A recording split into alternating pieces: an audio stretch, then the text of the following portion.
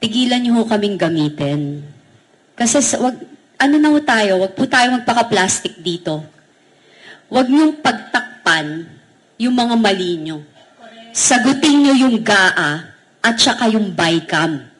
Wag niyong pagtakpan na ngayon, ang narrative ninyo sa gobyerno, ginagamit niyo pa ang pera ng bayan para siraan kami at para pagtakpan yung kamalian at katarantaduhang ginawa ninyo sa GAA at BICAM.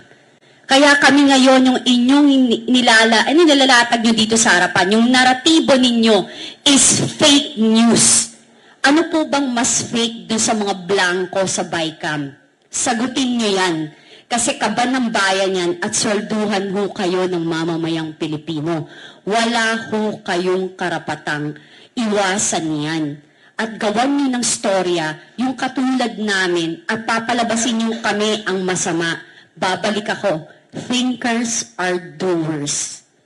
Ganyan kayo mag-isip kasi gawain nyo.